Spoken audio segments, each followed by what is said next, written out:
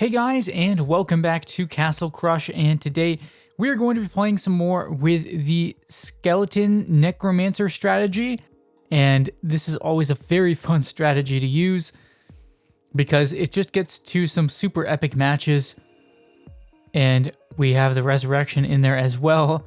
Just makes for some really fun matches, and basically we use the Necromancer plus a Resurrection to keep the skeletons alive, and then we make some Giant Spectre with it.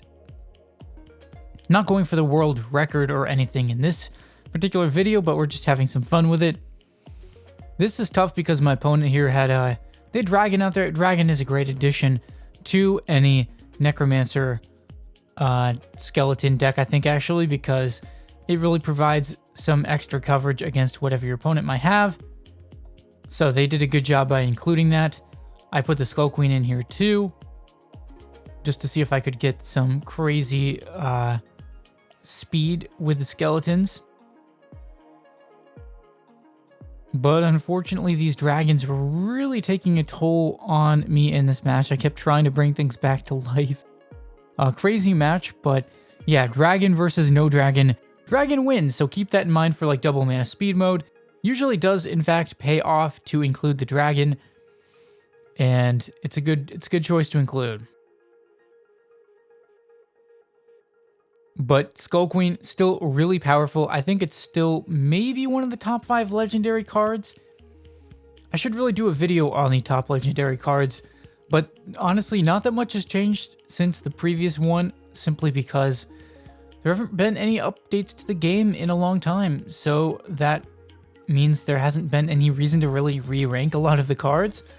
But I could certainly do another one just to push it to the top of my video list. It's fun just spamming all these skeletons out here. It's definitely one of my favorite game modes to play in, other than the all-in game mode. I really do love double mana speed. It's still so much fun.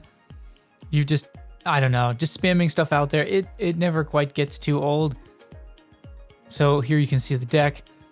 In this particular variation, I put Rage in there as well. So I was trying to work with Rage plus Skull Queen to really do some extra amplified damage.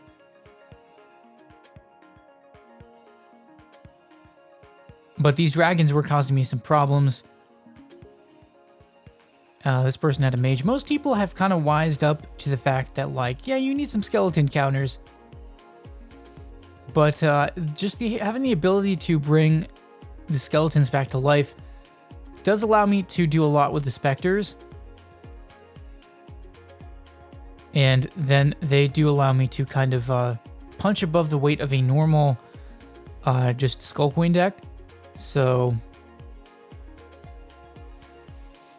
I wonder if I had 2 specters in this deck or just 1, because it seems like I wasn't getting that many, and I think if I hadn't gotten a few more specter, I think it would have been better. Okay, there was another one. Yeah, I see. I kept putting them in the middle lane there, but the middle lane did need some help. And the specter was one way to try and get rid of my opponent's dragons. The mud elemental is not so much of a problem. It was really the dragons that were causing the biggest issues for my Necromancer decks. So we did manage to pick up a win there.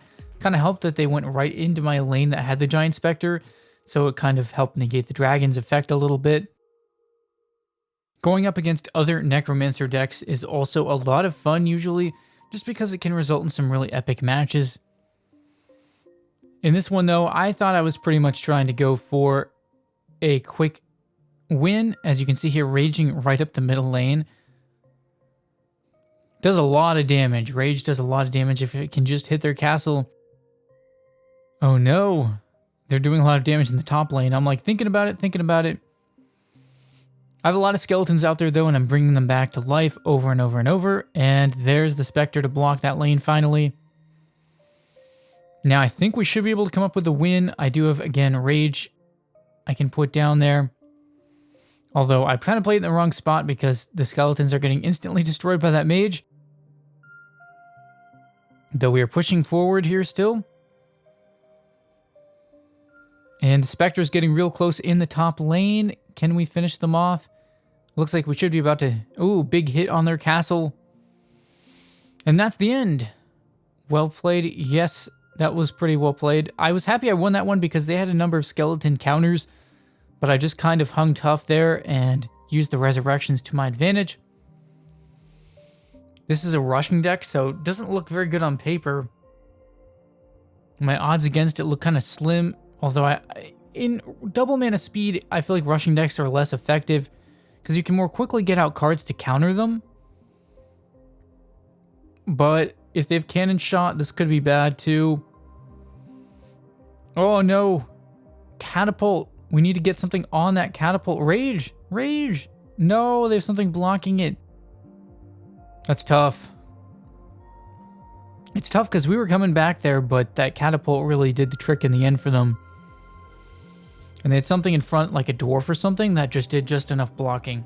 Dwarves are really good for blocking for catapults and other things. For their mana cost, dwarves are pretty good.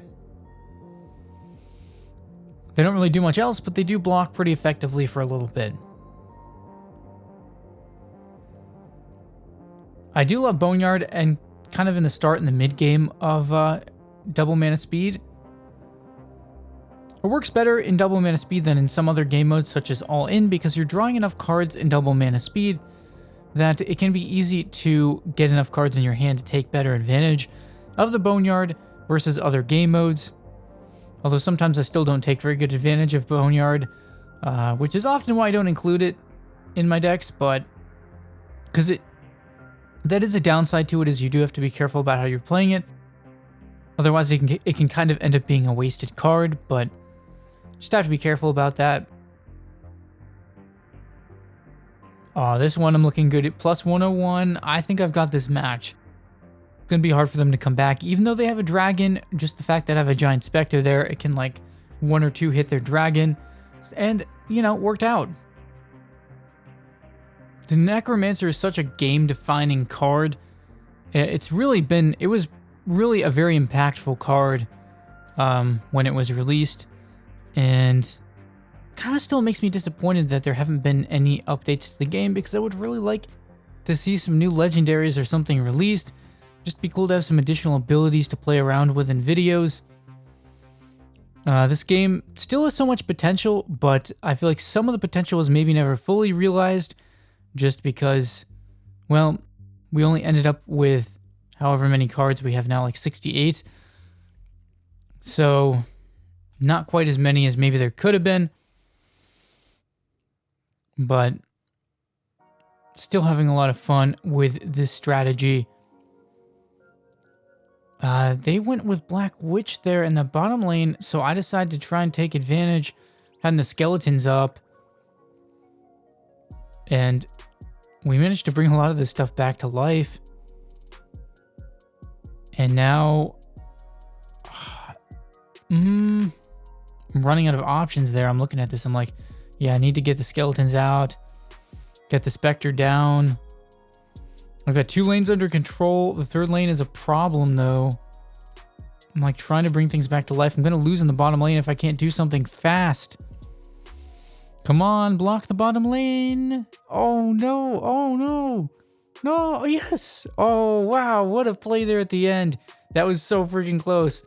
So, if you guys enjoyed this skeleton Necromancer video, leave a like if you enjoyed. Let me know what you thought about this video in the comments and what other types of content I should create. Maybe subscribe if you are new to the channel for more videos like this. And thanks for watching, guys, and stay tuned for more videos.